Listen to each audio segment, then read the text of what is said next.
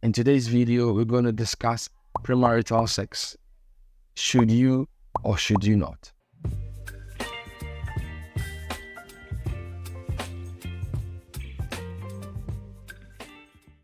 Hello YouTube, welcome to the Albert Moses YouTube channel. How are you all doing?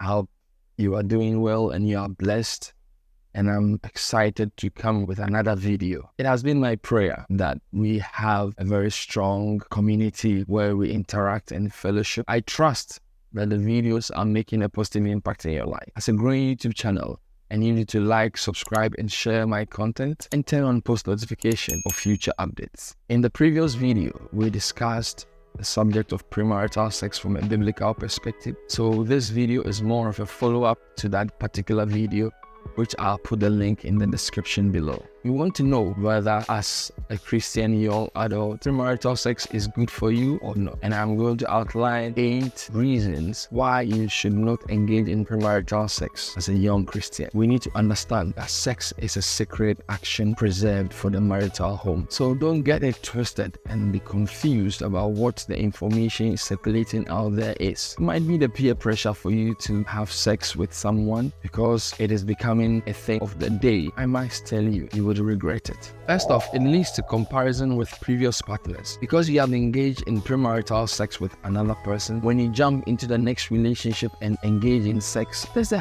high tendency that you will be reflecting on your experience with the previous person. And how daunting can that be? Because it will lead to an insatiable thirst to always find the one who is more pleasing, the one who would give you that excitement. And it becomes a lustful venture and a vicious cycle that can never be fulfilled, because the excitement is not in jumping from one person to the other. The excitement is in having sex under the marital covenant with no guilt or shame. Secondly, premarital sex clouds the judgment of an individual. When you engage in sex with somebody, it clouds your judgment. Red flags are there in many relationships, but people tend not to see because their judgment have been clouded with premarital sex. Because you have engaged in the sexual intimacy with another person, you might be obscured by the underlying factors of red flags in the relationship. Why do you want to put yourself in such a mess? Another thing to note about why you should not engage in premarital sex is that it leads to shame. After sex, when you know that you are not married, you would feel shame and a guilt that would dawn on you because you know somewhere within you and you have done the wrong thing. It is important that we stay away from sex to avoid such guilt and shame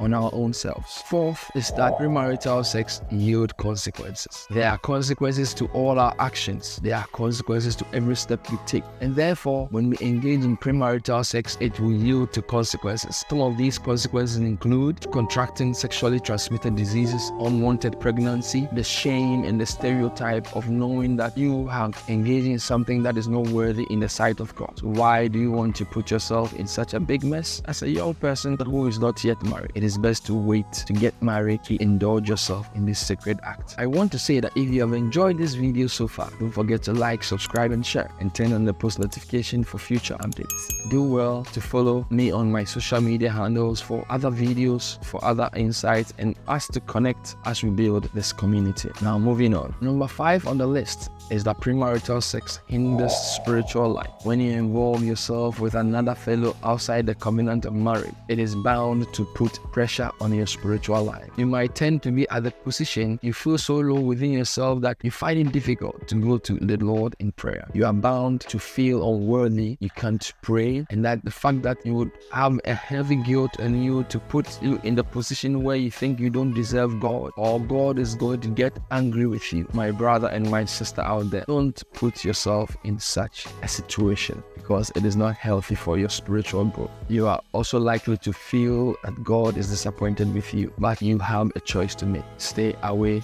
from premarital sex. The 6th reason is that premarital sex will affect your reputation. Imagine you are a young man who have slept with almost everybody within your community. Imagine the stereotype that will be on you. Are we ready for that? Are we willing to put ourselves through all this mental stress? Why not stay away from sex before marriage? The seventh reason why premarital sex is not ideal for you is because it will alter your perspective on marriage altogether. It will give you a flimsy excuse that marriage is any menial activity with no value. You will therefore lose the essential value that God placed for sexual union. If your view of sex is obscure, then therefore you would go to the degrading part where you think that it has no value and you will go on and on and on and on. It is important that we stay away from sex to preserve that holy matrimonial fellowship between husband and wife. The last reason I'll talk about why you should stay away from premarital sex is the fact that it yields unhealthy soul ties. Remember, every sexual intercourse you have with any person, note that there are soul ties attached with every sexual intercourse you have with any person. Whether you believe it or not, your souls are tied together. You will definitely know that there is a soul tie because when you move to the next person, you will always reminisce about something between you and the previous person. So it is a spiritual engagement, it's a spiritual affair. Therefore, young people are always advised to stay away from sex and wait till they get married. It is good to preserve your chastity. It is good to stay pure. It is good to stay holy. Remember that your body is the temple of the Lord. It is a temple that needs to be preserved, sacred, and holy for Him. So you do not need to be involved with almost everybody on the planet to have a fulfilled sexual life in marriage. There is a myth that you need to have sex with as many people as possible to have an experience or to grow and know the best ways to have sex. That is a lie from the pit of hell. You have a very long life marital journey